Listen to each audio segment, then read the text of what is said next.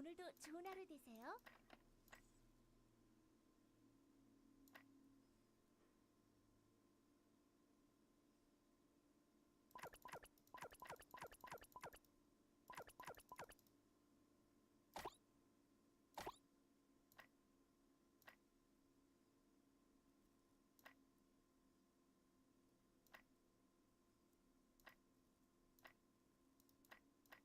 저는 항상 기다리고 있어요.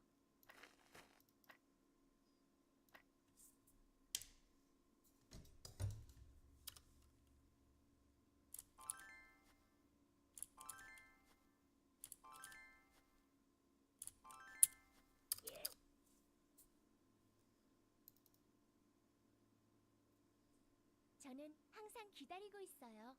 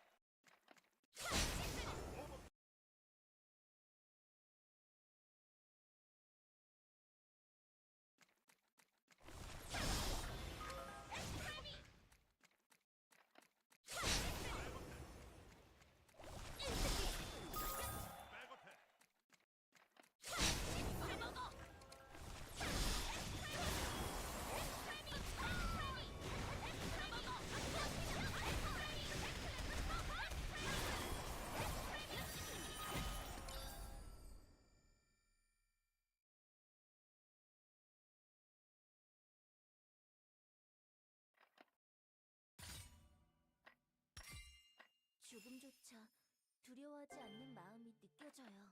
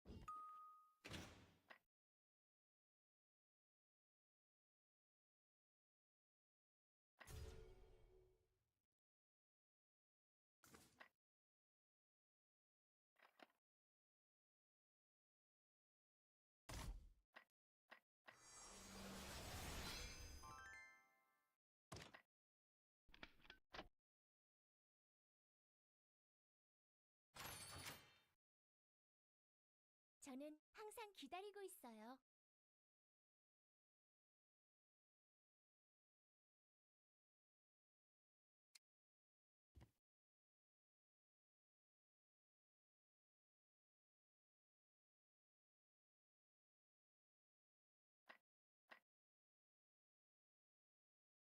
저는 항상 기다리고 있어요.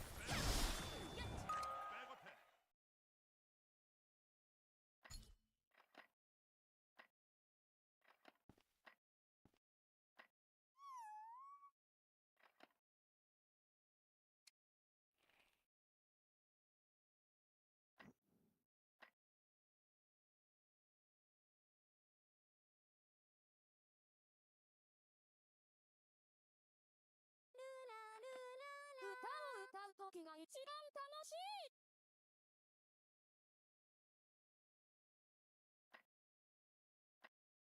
오늘도 좋은 하루 되세요.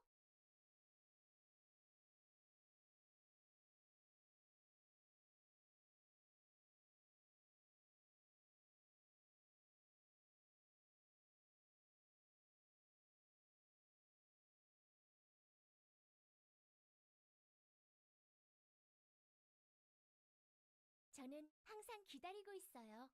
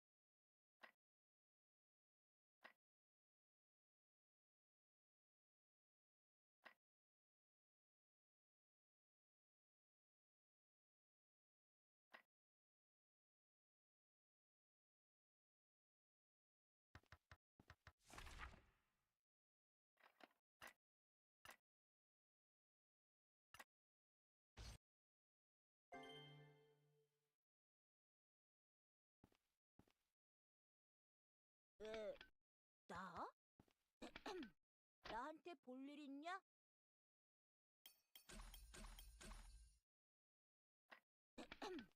나한테 볼 일 있냐?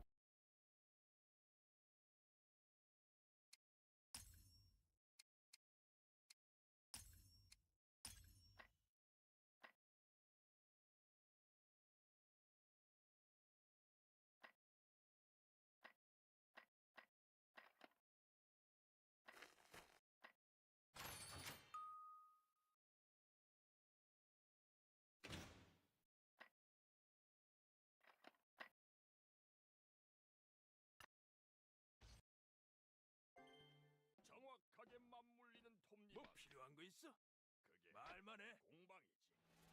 대상들과는 달라. 무슨 일이야? 편하게 말해.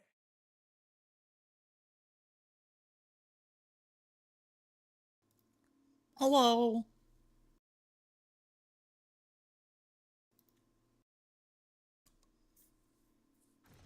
에이, 또 심심해. 그럼 다음에 봐.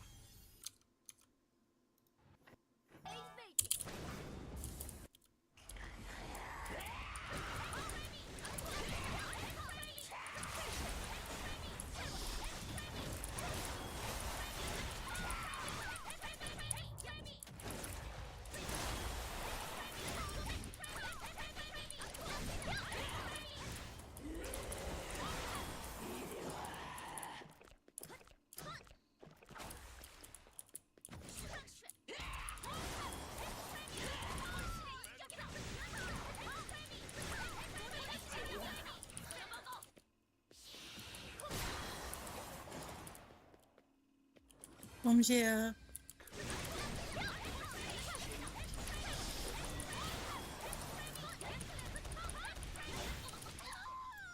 He killed me.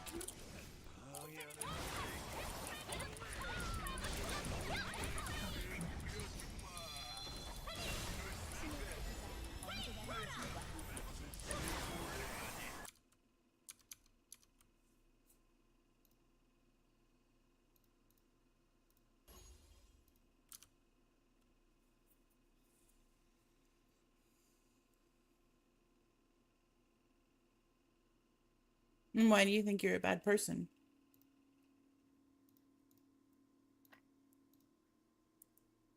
무슨 일이야? 편하게 말해.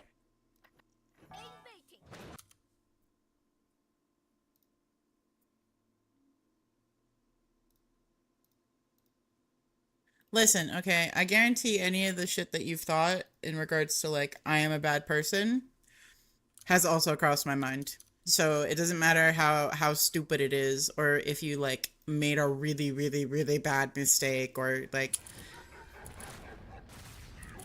you told your friend that you weren't gonna like tell people about a particular thing, and then you told people about a particular thing because it was really overwhelming, or you know, like whatever, it's fine. If you don't want to say, then that's, you know, another thing entirely.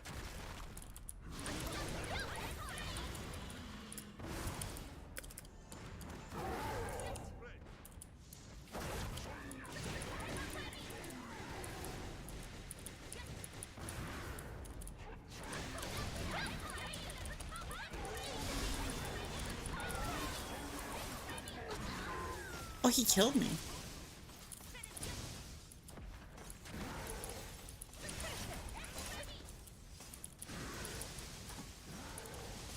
What is this?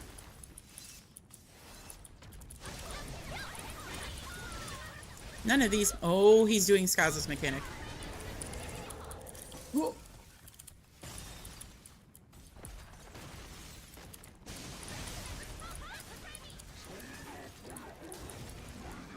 I was like, what the fuck mechanics are these? They're Skaza's.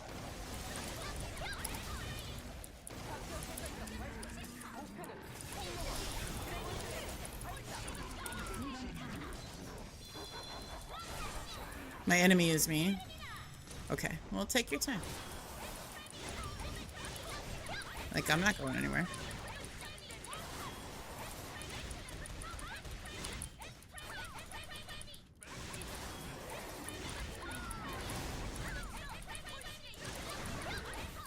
Oh, he has a phase 2? Of course he has a phase 2. Wait, do I have to go through every dragon in 4 minutes? Oh, infinite mode. Wait, do I get more points?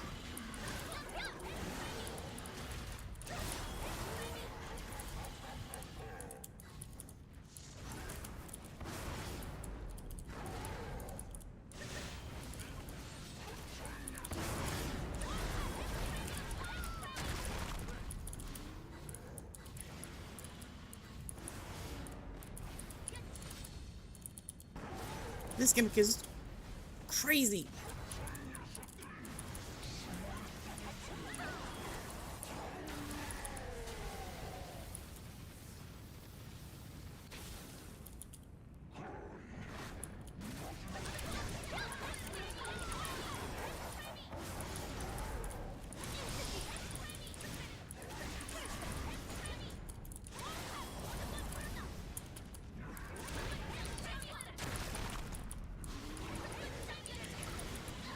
Huh?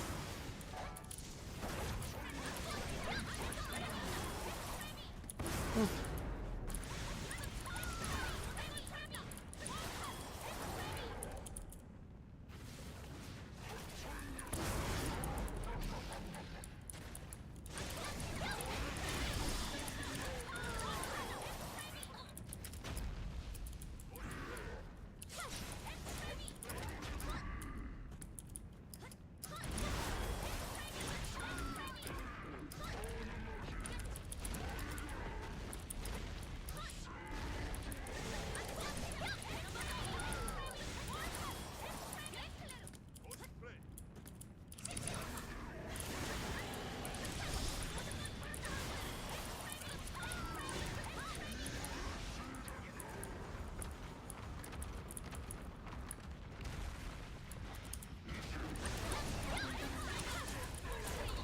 Oh.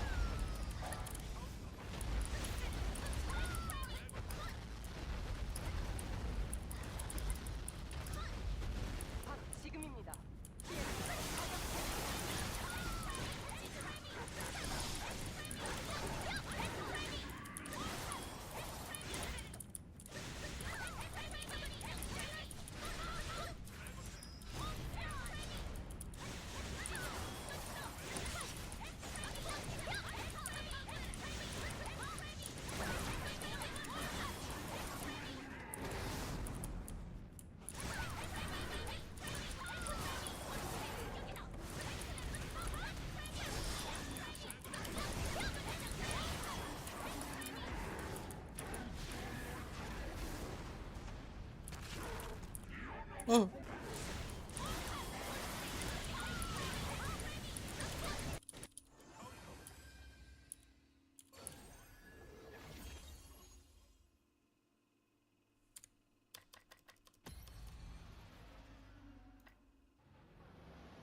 무슨 일이야? 편하게 말해.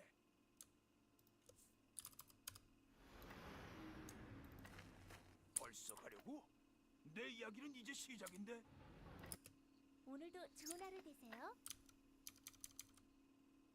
So I just started a new medication for my ADHD because my old stuff was giving me like really hard drop-offs. And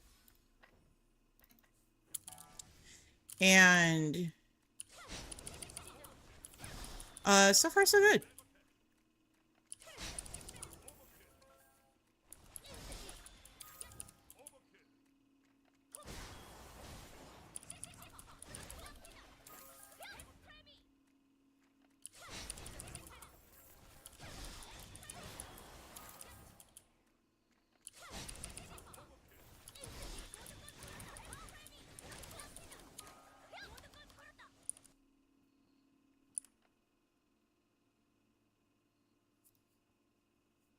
꼭 승리할 거라 믿어요.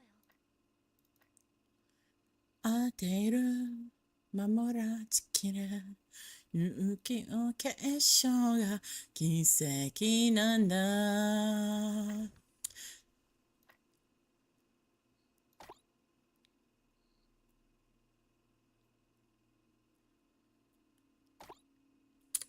ふとむせよこの体が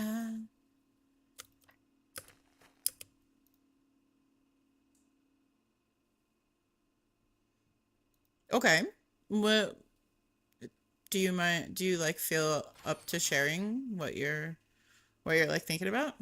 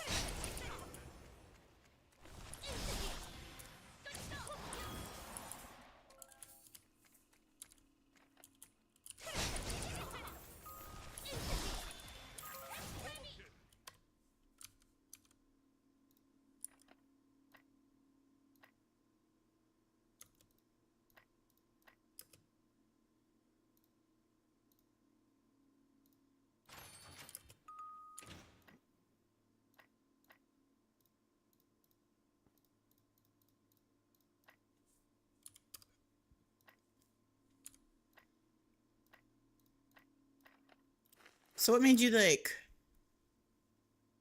What made all of that click for you?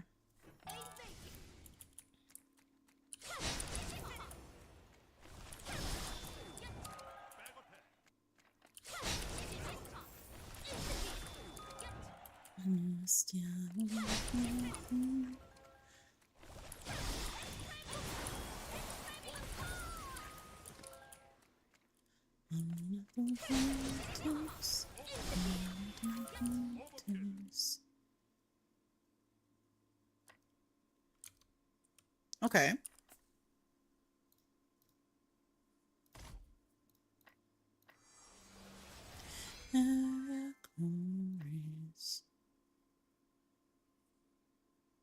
Well, I mean, okay. So like this is something that I kind of talk about a lot in general, which is like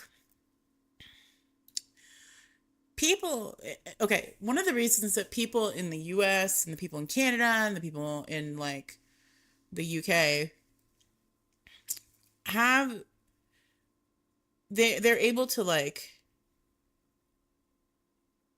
be LGBT or like say that they have these mental disorders or whatever, okay, is because there are a lot of people that have the privilege of having social safety nets in place that allow us to take the time necessary, or just even like, even if we can't necessarily take the time, right? Like we have to take the time necessary in order to like look at yourself. Okay. So like, it's sort of like, how can you know that you have like a scar on your face if you don't have a mirror, right? If you don't take the time to look in the mirror. Okay. And not everybody has a mirror. Okay. Or has the ability to go get one. And that's kind of how it is. That's like the privilege aspect, in my opinion, for like being able to address mental health problems. Okay. So if you're stuck, like waking up, going to work all day, every day, you're too exhausted to think, you're too like fucked up to like bother to eat, you're too, you know, whatever, you like, you can't eat right, you can't sleep right, and you can't like think right, then how are you going to even consider so many different things? There's this like theory in psychology that is like a hierarchical, I think it's the right word. Yes, hierarchical. A hierarchical order of necessity. Okay. Okay,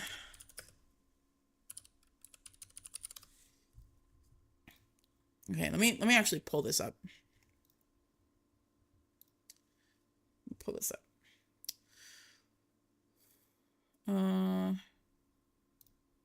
Does this have?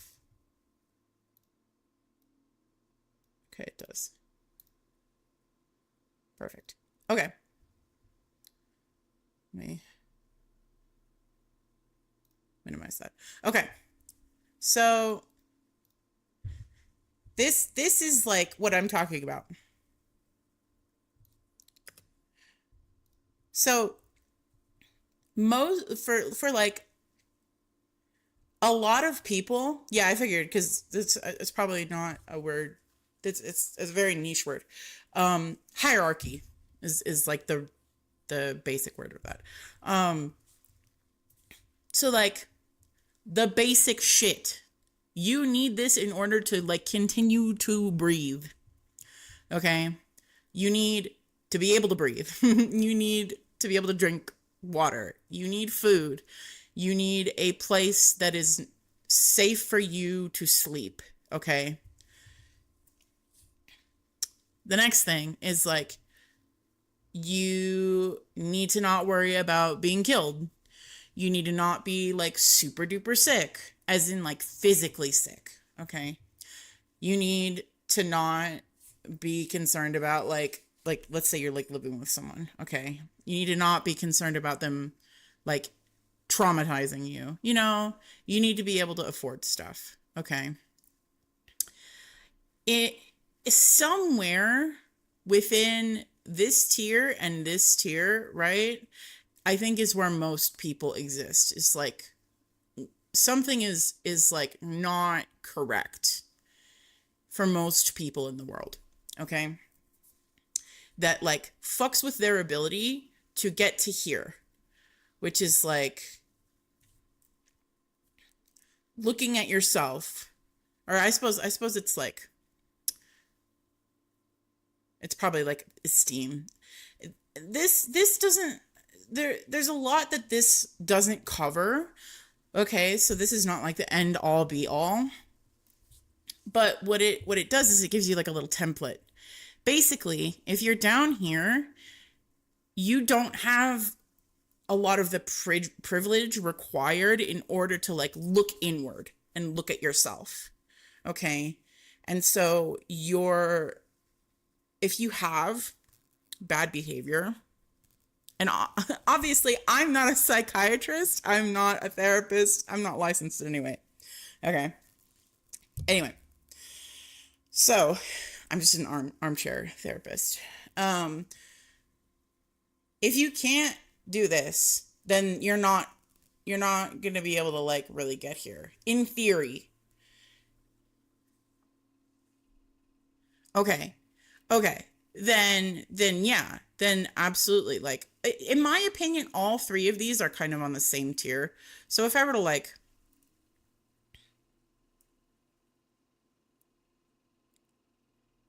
you know,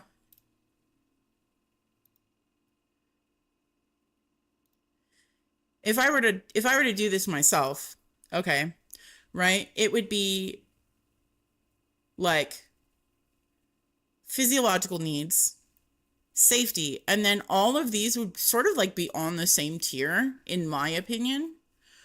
Um, you could argue that like love and belonging for some people is not really high up there, but I think like for a lot of people it is. It's like it is closer to this.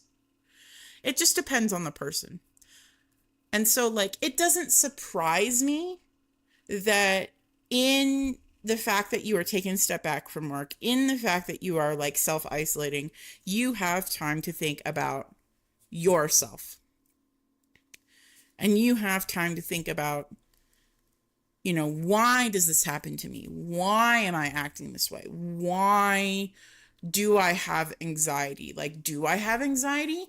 Like, what's going on with me? So to go back to my original point, right? It took me 10 years, okay? 10 years to get to a point where I could even like consider so much of this, because I was here. I was at safety, right? And to some extent, like I was here, because what would happen is like for me, I would always be concerned about like my living situation. To some extent, I still am here, but it's different now. For the most part, I wake up and I don't need to worry about this. Anyway, it took me 10 years to get to the point where I'm at right now, where it's like, I know what's wrong with me for the most part. I know how my actions affect others to one degree or another. Like, I might not be perfect in understanding every aspect or like being able to affect people in a positive way. Like, I'm still very self-destructive. I still have a lot of anxiety. I'm still ruled by my mental illness in a lot of different ways. However, I think that it's gotten immensely better since I started taking my medication. I think it's gotten immensely better since I started to take more responsibility for myself. It's certainly not perfect. I'm not saying I'm perfect. I'm not. I'm fucked up. Okay, I'm fucked up. But, so yeah, it doesn't surprise me that you finally have gotten to a place that you have time to think. Not everybody has that. So to me, it's like a sign of immense improvement. I think it's a step in the right direction. And honestly, like, I'm really proud of you. Even if it's like, even if the thought of going out and getting your groceries makes you want to curl up into a ball and fucking die, the fact that you can recognize that, hey, maybe that's not normal behavior, right? Is like good, because there are people where they think like, oh, this is normal. This is totally fine. I'm fine. And they really do think that, and they say that, and they feel that. They feel that way. They think that, I'm okay. Or they are in denial and they just like don't want to accept like the notion that they are unwell, because for some people, accepting the notion that they are unwell in one way or another is like, oh no, I'm like wrong fundamentally, which isn't true. Like, how I look at mental illness is like no different than I would look at, somebody having a broken ankle, literally. Like, with the level of anxiety that you have, or I suppose I should use myself as an example rather than trying to diagnose you. with the level of like emotional problems and developmental issues that I have, and then like trauma, it, for me, walking around in the universe is some, and like interacting with people is sometimes like I'm walking around on a broken ankle. And I don't know if you know this, but for most people, having a broken bone is very painful. It's not comfy. And we just, like most of us that live with it, right, and don't know that we have problems, or don't acknowledge that we have problems or whatever, we learn to live with it. And so like our view of the world and our view of everything else just becomes like this really weird, jaded, well, I don't mean jaded in like a bad way, but just like our normal becomes normal rather than like, you know,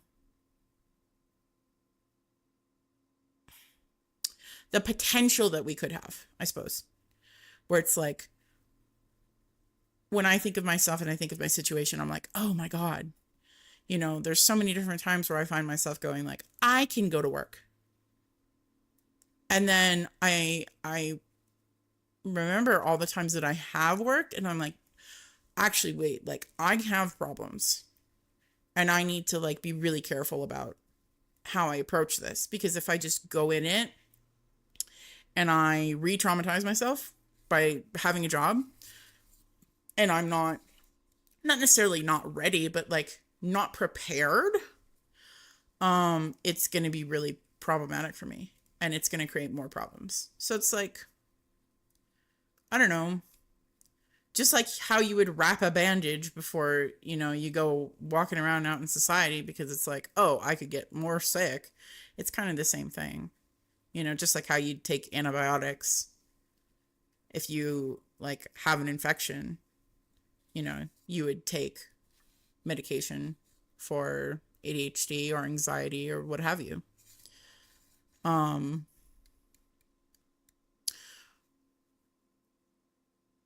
Therapy helps for a lot of people.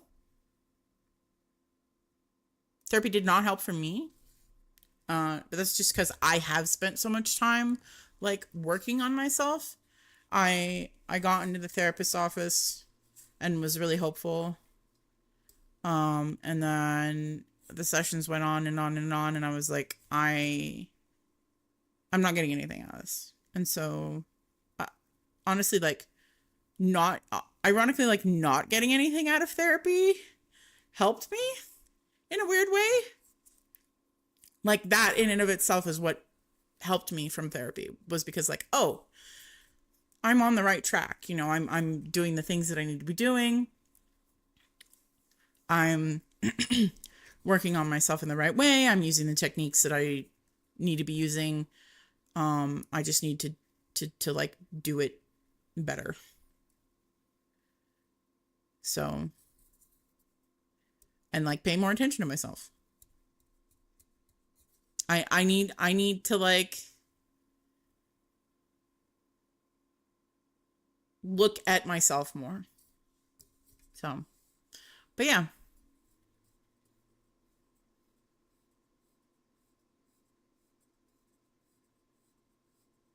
I'm sorry, I talked a lot. I wasn't expecting to talk so much. This isn't about me. It's just easier for me to talk about me than it is for me to try and like diagnose you, because I'm not you and I'm not a licensed therapist.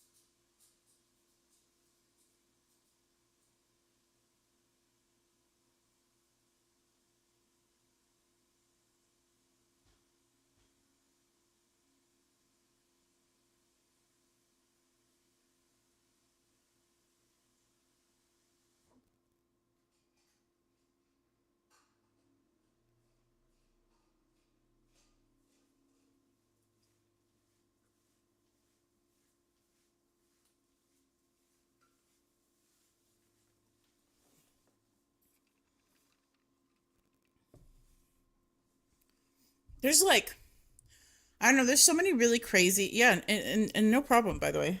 There's so many really crazy, because this is old. I think this was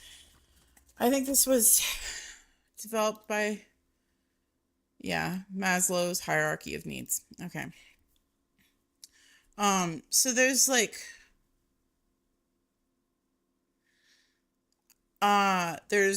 Freudian psychology, there's Jungian psychology, um, and they kind of like build off of each other. Freud was kind of a freak.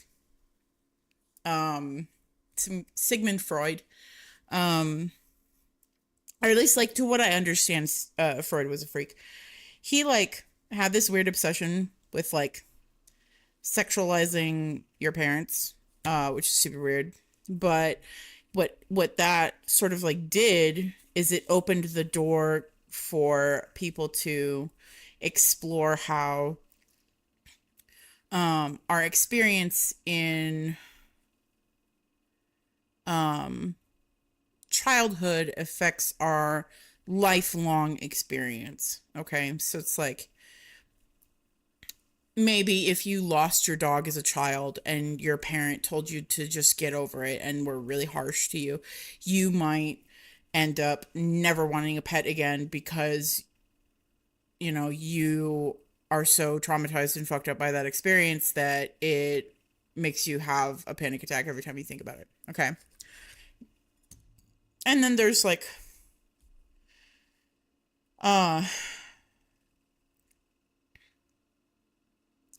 there's a lot of new stuff that's coming out where it's like, oh God, maybe I still have it on my computer. It was like my therapy. Let me see if I can find it.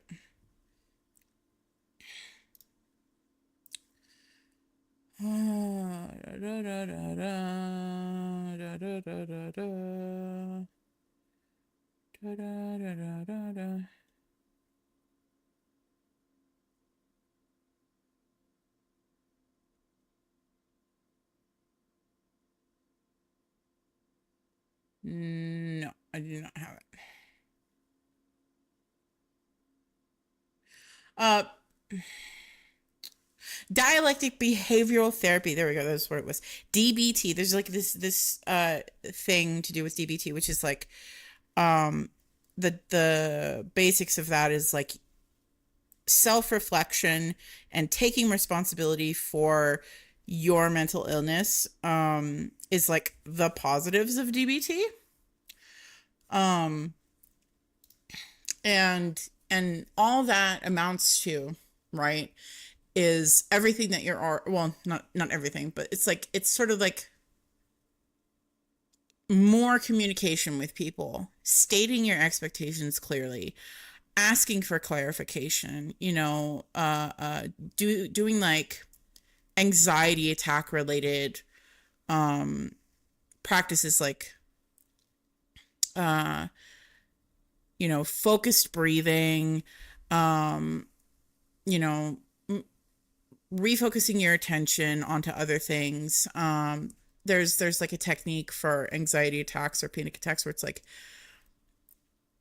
you focus on one sense, like your taste, your touch, your smell, your hearing, whatever, stuff like that. And then that is how you sort of like, if you're having an anxiety attack or if you're having like a really high emotional moment, that helps bring you down.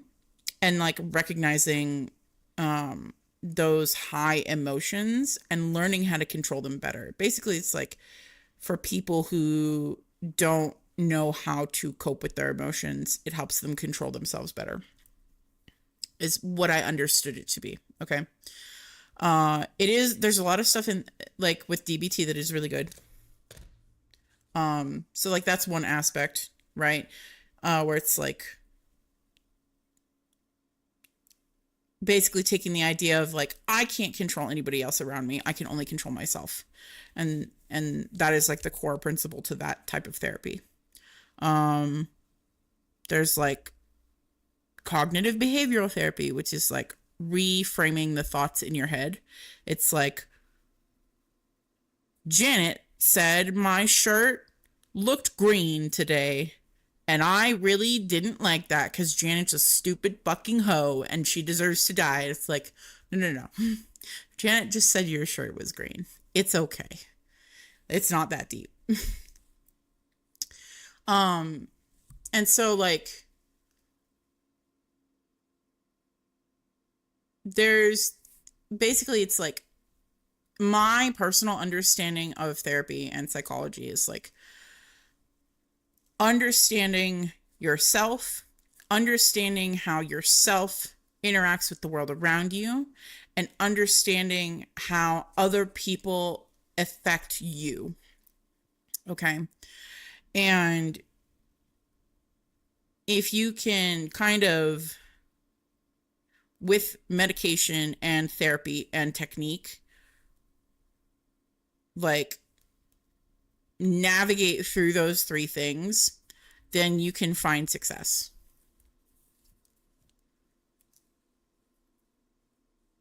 Yeah, absolutely. Well, okay. So I'm going to give you like a crazy idea, right?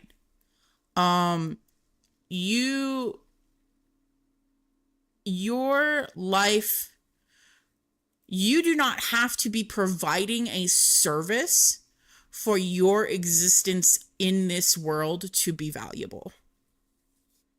You just being here and breathing and like existing is good enough.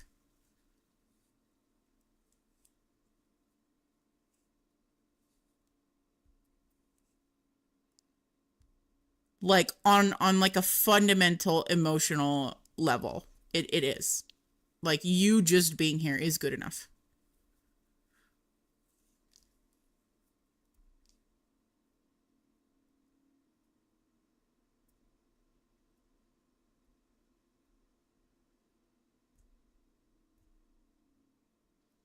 Now, that doesn't get into the reality of like, how do I pay my bills and how do I pay for my food, right? I think that that's like a separate argument. But like, as far as your personal worth and your personal value, you just being here is fine. Yeah. Okay, so like, what else? Like, why else would you be here? I mean, you could be like, oh, well, I was born because my parents wanted me, or I was born because God wanted me, or I was born because, some eldritch deity sitting inside the sun like it's an egg deigned that my existence was, plopped onto this planet. Like, you could say that, but like, if you're here and you are not, in some aspect, living for your own enjoyment,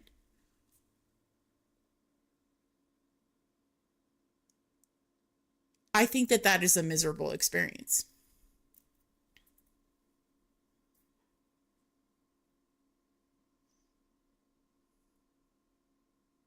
And I don't mean like you are miserable. I think that for you, if you are not doing things that make you happy, it is a miserable experience.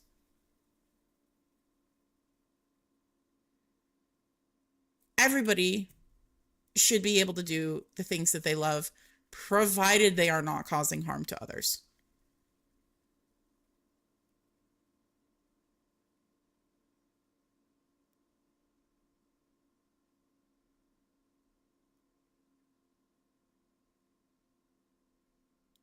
You could go down like a really big moral and like psychological rabbit hole with that statement, but it's like, let's just keep this a little simple for right now, right? It's fine. I know you understand what I'm saying. Okay, so what other things should you be doing? You're an adult.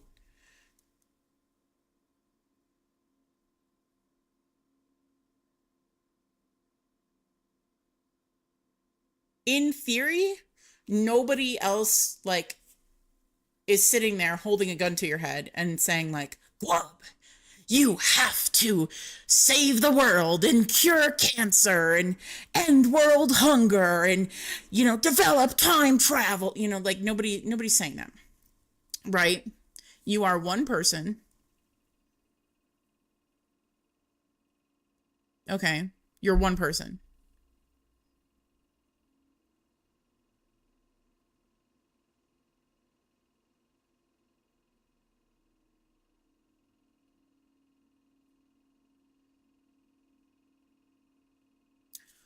Who's to say that taking time to play your games is not you being better?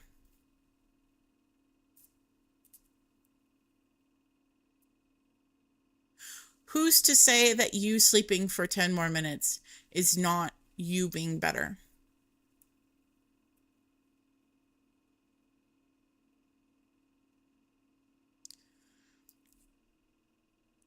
I haven't had... Exactly. It's your mind. It's your own brain kicking its ass. It's literally like, why am I hitting myself? Why am I hitting myself? Why am I hitting myself? And so, like, for me, I look at stuff like that and I think like, what is the root cause? What is like the thing that caused me to start thinking this way? Because I know why, and this is like going to be really, really intense here for a second. I know why I typically want to kill myself. Okay. Like, I know that. It's usually one of two things. And really, it's technically only one thing. It is because two things. One is I am causing harm to others with my mental illness. And the other is I feel like I need to be a productive member of society because I was told my whole life before I became an adult that I was never going to amount to anything. I was told that I was too stupid to do anything. I was told that I needed to go out and get a job and be successful and blah, blah, blah. And so there's just like these two conflicting aspects of my value to society that really fuck me up. And the reality of it is that I cannot control my value to society. Okay. I can try and get a job. I can try and write novels. I can try and be useful. I can try all these different things, but like, I will never know my impact on society. My real true impact on society. If you take a look at, oh God, what's his name?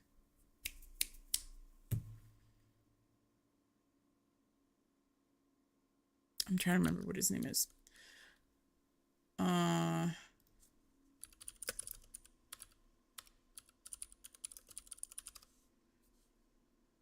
H.P. Lovecraft. I'm pretty sure Lovecraft died fucking penniless.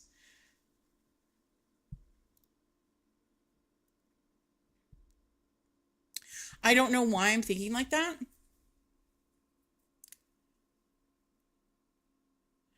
So if you don't know why you're thinking like that, try and consider like what is my true feeling? Right? Like, am I concerned about being worthless? Am I concerned about dying and not having made an impact? Am I like just like spend time and think like, what is the most important aspect of that? I feel like shit because I'm not employed because it burdens the people around me. I feel like shit because I'm not employed because I have been told by the foundational people of my world that is how you denote worth. That is how you measure success. That is how you are a person. If you're not working, you are the scum of society. Like, that's what people have told me. And it's just not true. It's just not fucking true. It's not true. But, like, I can say that right now because I don't feel like shit. But when I feel like shit, there's no argument that you can tell me that's going to get me to not feel that way. Because I'm not sane in that moment. I don't function. I'm not a person. I mean, I am a person, right? But like, my brain goes into like feral fight or flight monkey mode. Okay. Like, I regress about 500,000 years of evolution in my brain. And I'm like, oh no, the tiger's gonna fucking get me. Like, words don't work.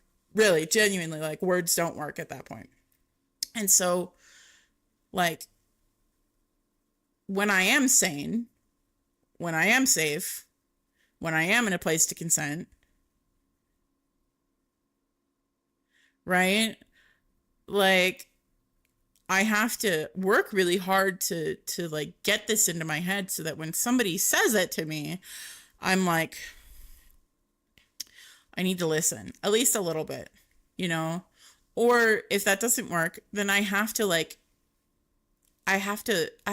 break that chain of thinking. I have to like divert my attention in such a way where it's like, I can't think about that because it's a loop. It's a loop. It's like somebody fucking puts your brain on a water wheel and says, okay, there you go. Enjoy your waterboarding. And you're like, wait, no, I don't want to be on this ride. Get me off this fucking ride. It's like, it's too late. Somebody has to come in and like help get you off the ride. Anyway. And yeah, I agree with you. Like, my mom still gives me shit about playing games. It's like, hello, bitch, I'm 32. Like, it's not gonna stop. It's not like it's not like a fad, you know? I don't have like friends in real life. Games are my not my escape. I think I use them as like an unhealthy coping mechanism sometimes. League. But like, I use games as a social platform, as a way to have conversations with people, as a way to be, you know, in a way, like, it's a safe place for me to meet people. And it is enjoyable. It's something for me to do. It's like a pattern. It is a task that I know that if I try hard enough, I can complete. Like Venus. You know, I might like have actually gotten so angry at Venus that I was like really fucking ready to lose my shit. Like, I was really ready to start losing my shit. And I do genuinely like want whoever made Venus to like please go fucking step on Legos for an hour. Unironically, like, just walk on them. I don't like them. Complete it. I know that I can do it, right? And there's not very many things in my life that I can say that with. And so it's like, I get on a game. Exactly. Like, that's like the reason I still play DFO, is because like, it's exactly. Games do things for us that like people who don't play games will not understand unless they care enough to sit down and have a conversation with you.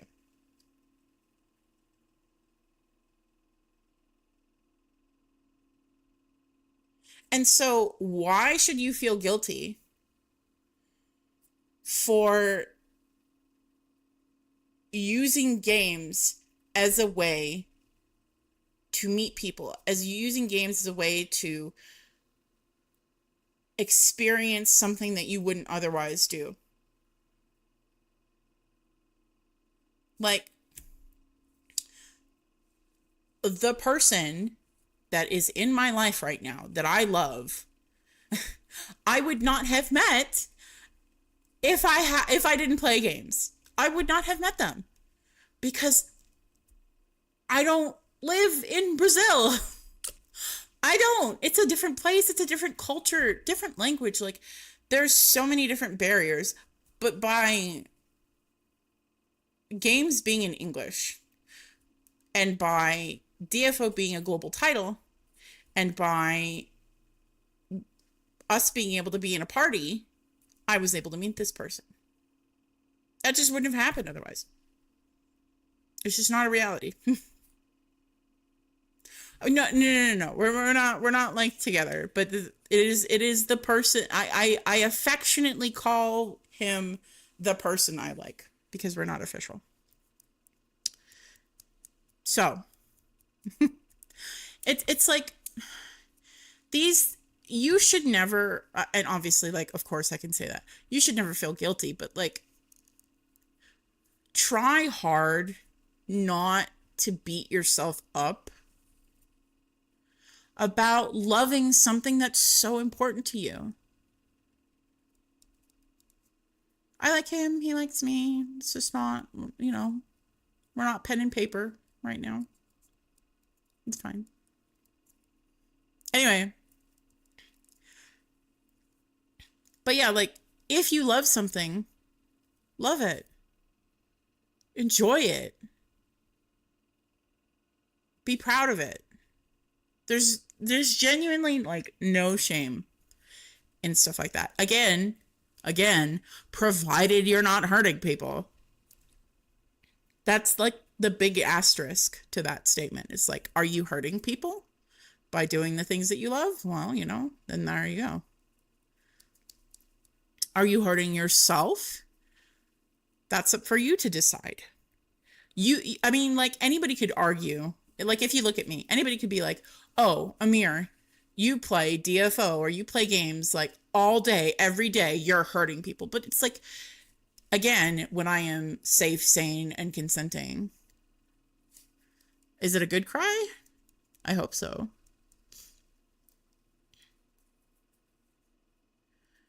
Like, if you're safe, sane, and consenting, or rather, when I'm safe, sane, and consenting, I can recognize that I have done good things for people. Am I a good person? No. I genuinely do not think that I am a good person. I think that I've done a lot of things that have fucked up a lot of people. I have sent people into therapy because I wasn't aware of myself, and that's not good.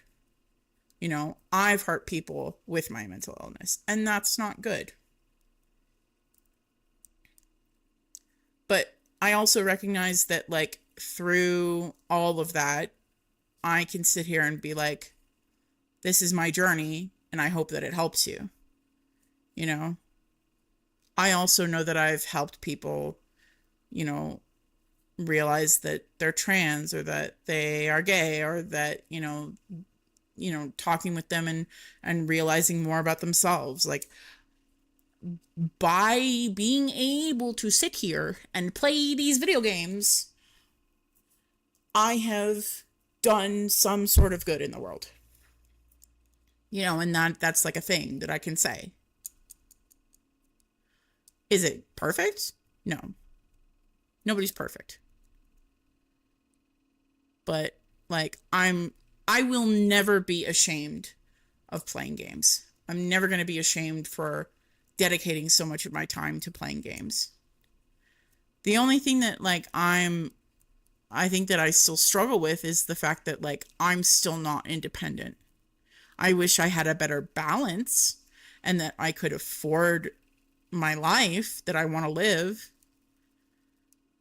But I don't think that that's singular. Like, I think I would feel that way with or without games. I think that is just like, no matter what universe that I exist in, you know, that is the truth for my story, is that like finances will be hard.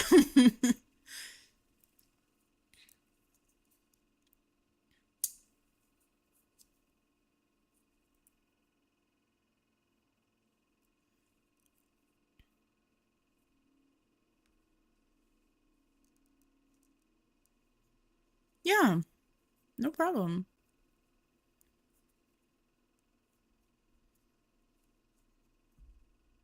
And I'm not gonna lie, right? If you and I were to have this conversation like 8 years ago, I would not have been able to have this conversation, just because like I've spent so much time being able to like I can say that I do good things and not feel like I am gonna throw up, because that was a big problem for me. I don't have self-esteem. De nada.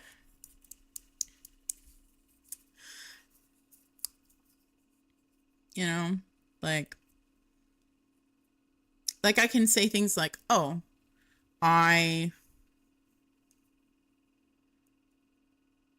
know how to play my rogue." And we had this conversation 5 months ago, I wouldn't even listen to you. Well, see? That's an improvement. Unironically, like, I'm not glazing you. Like, that's an improvement. You listen, the more little wins you take, the easier it's going to be for you to take the big W's. And like, I don't know, I still go out and I go to the grocery store and I'm like, you know, I still want to curl up into a little ball. Like, I needed to go to the grocery store for like 2 weeks. And I like avoided it because the thought of going outside was a fucking nightmare for me. So it's like, like it's hard. It's still hard. But as far as like in-person relationships, man, I don't know if I'm ever going to get there. I don't know if I ever want to be there.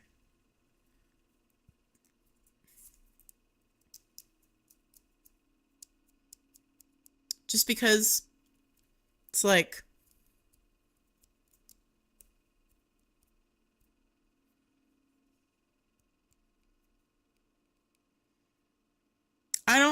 I don't get fulfillment out of in-person relationships.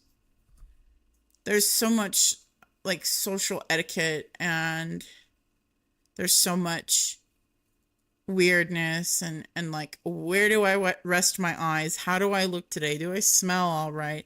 And that takes a lot of, like, for somebody like me who's as fucked up as I am, that's like a lot. That's like a lot. I don't think I'd be able to maintain an in-person relationship.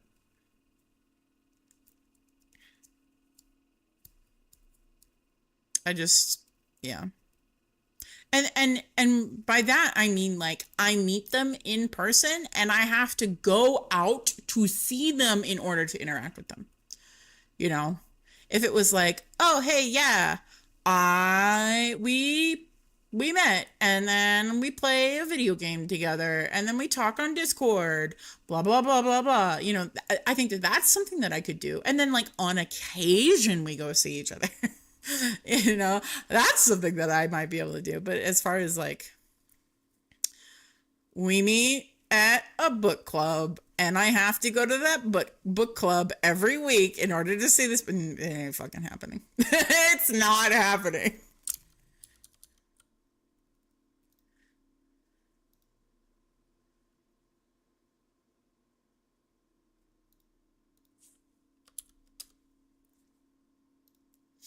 Oh, I forgot I was screen sharing. Whoops. I go back to my.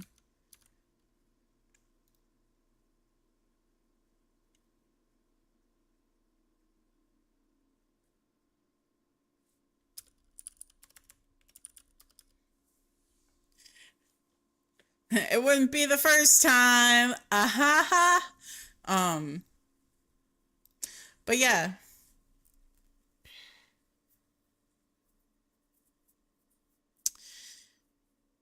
I don't know. Don't push yourself too hard. Take baby steps. You know, and if you have to force yourself, just remember to give yourself time to recover.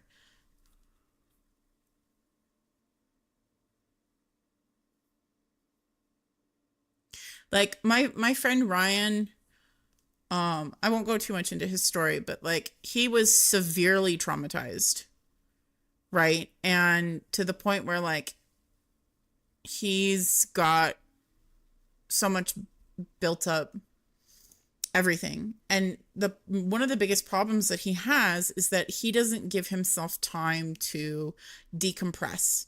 And so because he doesn't give himself time to decompress and he doesn't pay attention to like, well, I mean, he does pay attention, but he's not super good at it right now. He'll get better at it, but because he doesn't have like the built up skill in order to like look at his body and look at his mind and look at his energy level, right? He overloads himself and then he doesn't rest, or rather he doesn't do activities that are going to bring his mind back into equilibrium. And then he crashes out really bad. And by really bad, I mean like self-harm, like serious self-harm. And so that's my only suggestion is like, try and pay attention to what your body is telling you. Try and be like, okay, I just went to the grocery store. I went to pay a bill. I got my driver's license renewed. If you do like so many things out in the world, think to yourself, am I tired? Am I stressed out? Do I feel bad? Do I want to go home and cry? If the answer is yes, or the answer is like, I feel a little fatigued, probably give yourself time and space to like exist. And it's okay to do that. Your existence is okay. So if you could just like honestly, like the most important thing is like being okay with letting yourself rest. If you could do that, then it's going to be a lot easier. If you can just manage to not hate yourself long enough to rest, it's going to work out.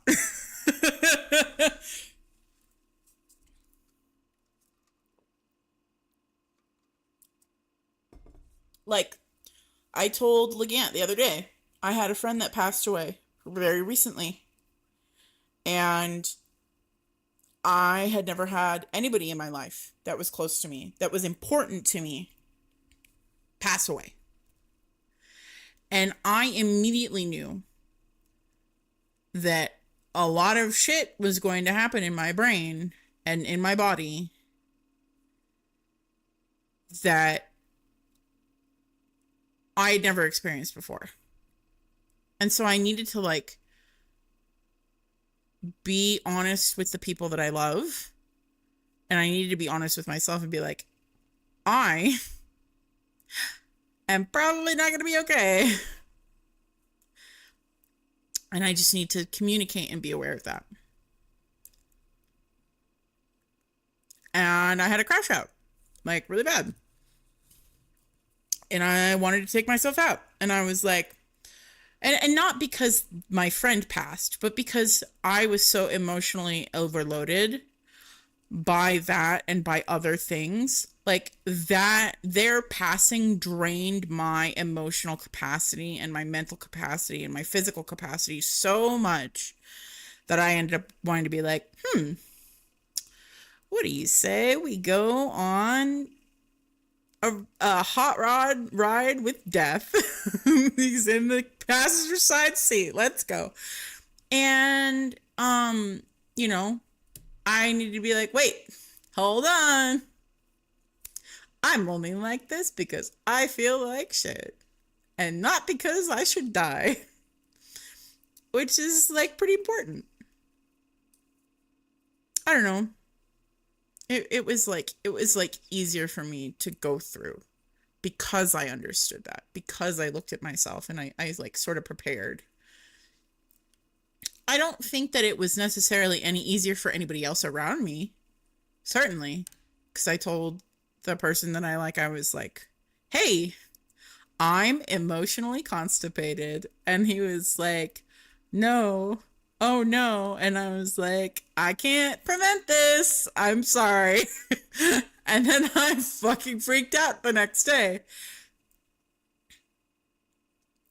So it's like, just because you're aware doesn't mean that you're gonna be good at handling it, I guess.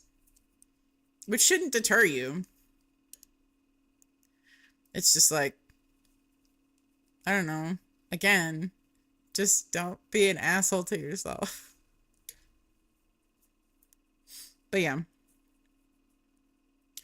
I'm glad that this was a productive conversation for you. I like talking about this kind of stuff. Because it's important to me. So. Yeah, exactly. Just try. Just do your best. Nobody can ask for more. Just do your best. And sometimes your best is curling up into a little fucking ball in your bed and crying. And that's okay.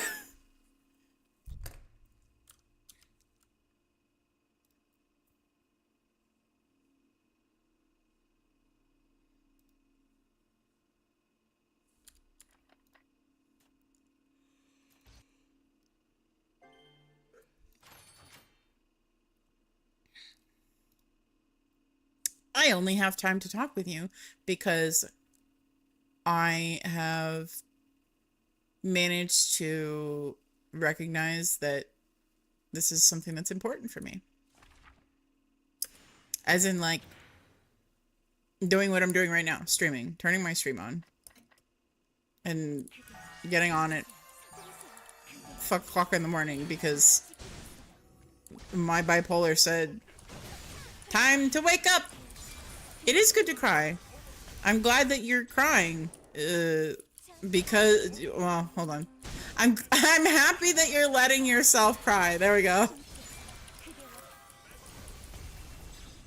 There's a bunch of guys that I know that, like, they'd be like, oh, crying. We don't do that shit here. You know?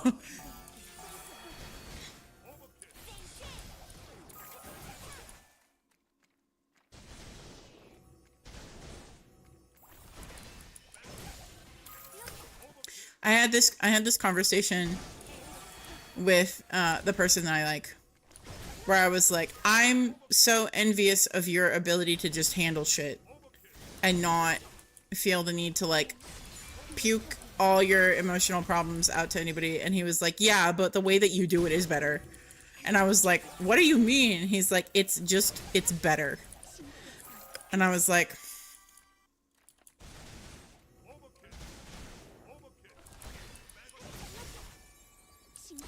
on the one hand, I wanted to argue with him, and on the other hand, it's like, I knew that he was right. For lack of a better word. It is better to talk about things, rather than letting them get emotionally constipated. And I even had, like, a discussion with him the other day. I was like, should I, like, rely on you more? And he was like, essentially, I'm paraphrasing very heavily. He was like, yes, you suck at accepting help. And I want to help you. And people want to help you. Let us help you.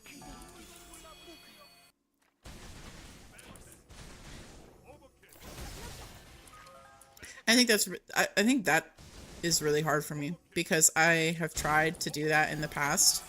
And I ended up like, making it worse for a lot of people, because, like, at that time I didn't know how to, like, regulate the flow of information, because I am autistic, and so I info dump. Like, I unironically, I would message people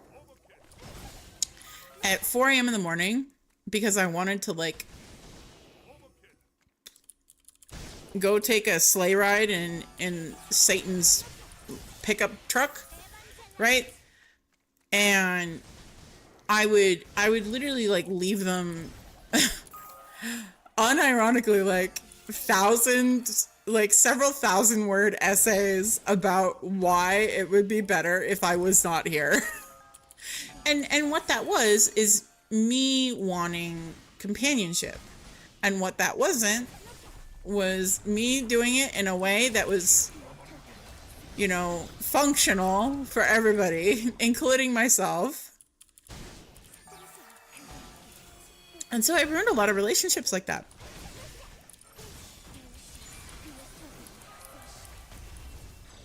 It was me. I was, in fact, the problem. I just wasn't willing to consider that that aspect of it was my responsibility. Not that being hurt was my responsibility, but that like the way that I process my hurt and the way that I deliver my information to people was the thing that was my responsibility. It's like, no, really, people, it's not necessary for people to know that, like, my stepdad would frequently scream at the top of his lungs at me and, like, throw my shit out of the front door window, or front door, rather, not the front door window, because he was afraid, right? It's not necessary. What the important thing is that, like, I feel bad because I have been traumatized. That's it. That's like the end of that. And the next part is like, I want company because I feel like shit. That's like, it's sort of like, what is the fastest way to convey the information that I need help and I want help from a trusted friend?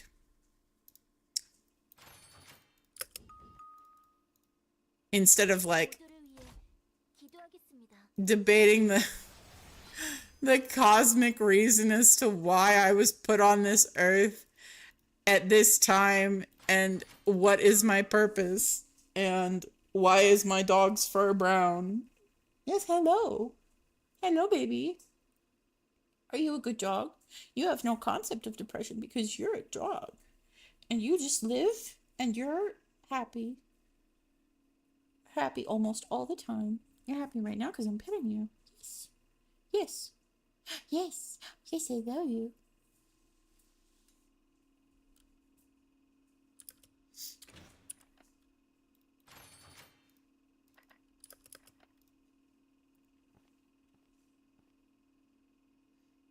I don't remember what I was talking about. I have ADHD. Did you know that? I don't think I've ever said that.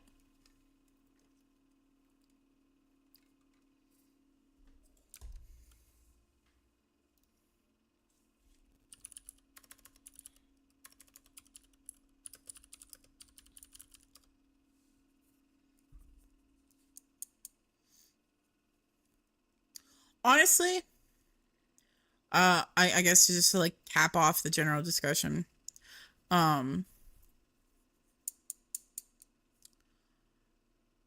think you're like consistently, you are one of the people that I am happy comes into my stream the most because you show up no matter what I'm playing, right? It was never like a DFO. It was never like a DFO exclusive thing for you. And to me, like, that's really important. When I throw my temp, okay, so here's like my bad thing. When I'm like really fucked up and I'm really upset, I throw my little temper tantrum like a 2-year-old. I go wham boo-hoo, nobody loves me. And then I get rid of as many people as humanly possible, including the people that might actually give a shit about me. Unless, like, I'm 110,000% sure that they definitely do sort of, maybe kind of, like, want me around. And one of those times that I did that was like, the time that I got rid of all of my followers. Because I was like, oh, these people, they're followed to me. They don't really care about me. They don't really care about me or my stream or showing up. or any of that. All because I was playing different games and not DFO. In reality, it's like, it's not that deep. They just don't want to watch me play other games. My ego is too fragile. I can't handle that thought. Unironically, I can't handle that. And that's a me problem.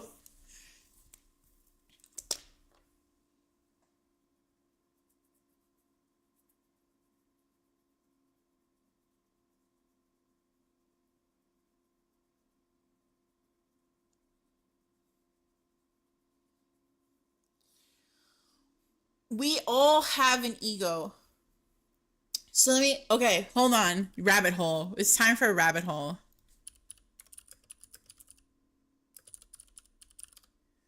Okay.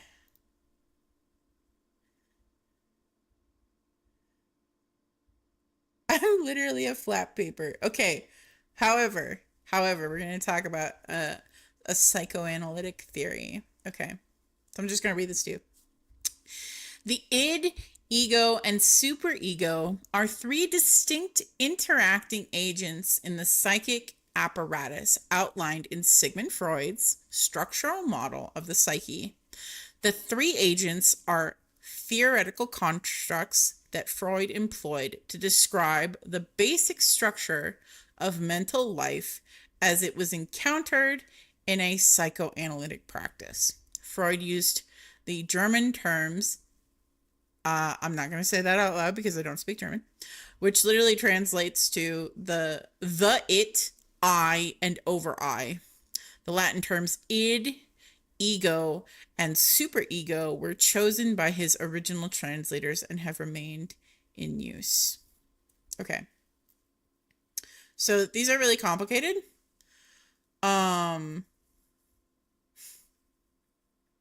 However, it's sort of like how I process this as like a person who is not a freak like Freud is like, these are the aspects of self.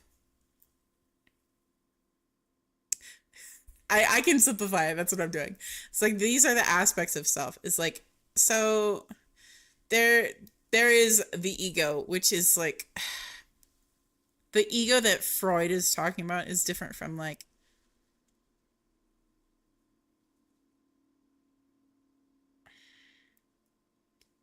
ego, the word, but yeah, it's right here. Freud originally used the word ego to mean sense of self. Okay. And so, let me see if I can find this here.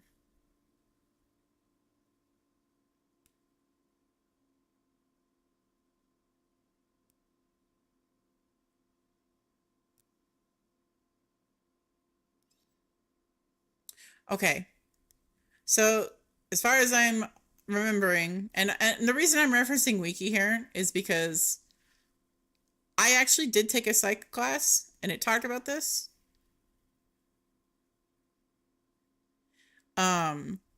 But I have the brain of a fine mesh sieve. English is my first language. And so I forget things easily. My ego is thinking about you as a... Yes. So the superego is your conscience. It's like, according to Freud, again, Freud's theories are largely, well, I don't want to say largely, but it's like, it's looked at as like old psychology. Okay. It's not, it depends. Sometimes it's still used. Again, I'm not a professional, but yeah. So to Freud, the superego is your conscience.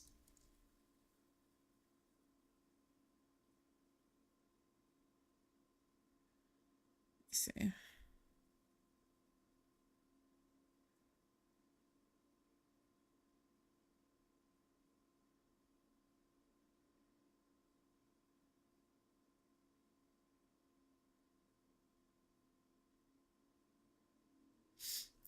And then the id, to simplify, is like your carnal desires. Okay. So when you think like, I want that cheeseburger right fucking now.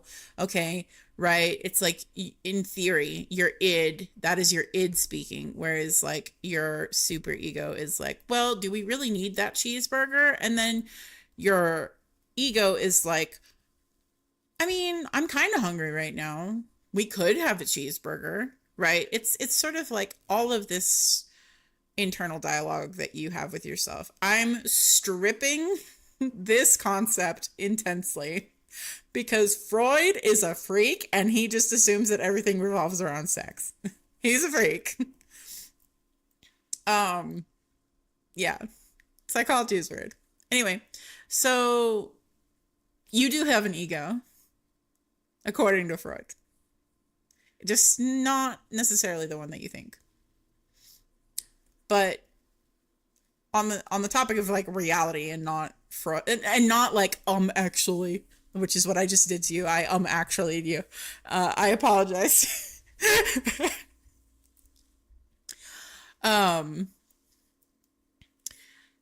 You do have an ego, right? And I've realized over the years for myself, like my ego gets really wounded in a lot of certain instances where it's like,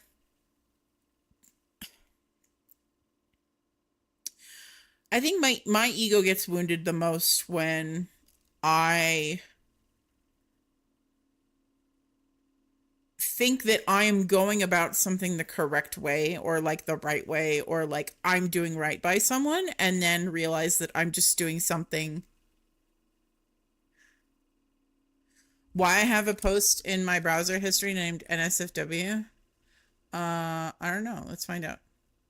Oh, this is my BDSM. Okay, this is literally okay. I won't show this on stream because I'm also streaming on YouTube. However, this is a BDSM website for Shibari that I saved. This is literally like, you know, bondage. That's what this is. It's bondage. Shibari. It's like where you tie someone up.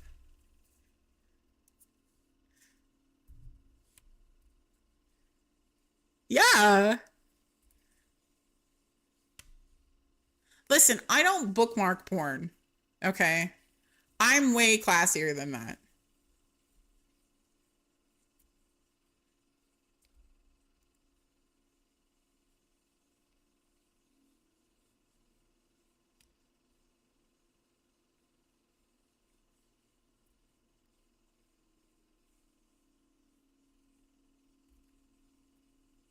Why did I save it? Why would I not save it? Bro, this is like, okay, so if somebody is like, "Oh, damn, I'm really into BDSM, but I don't know where to start." No. Okay, I'm not into bondage. Bondage like really freaks me out. This is literally like I've had people ask me stuff like this. Honestly, I should save like the BDSM test and oh god, there's like collaring and stuff like that. Like I should save that in that tab too, honestly.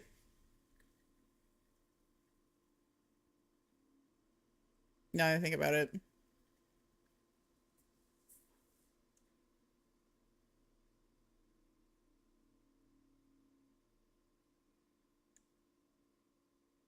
Yeah. They needed resources. Like literally, like they're like, I want to learn how to do Shibari. And so I saved it.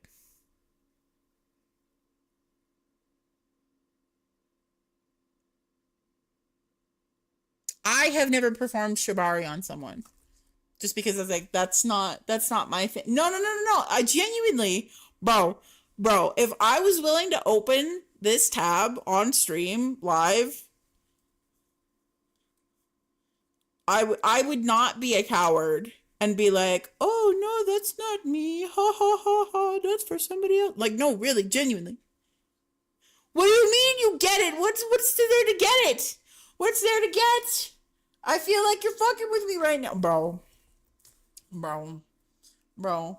What, doggy? Am I yelling? Am I being loud? Shit, my ears are sensitive. Yeah, I go jog. Yes. Yes. Yes. Boop. Boop. Boop. Boop. I'm gonna do it again. Well, I can't do it again if you turn around like that. Just kidding. Boop.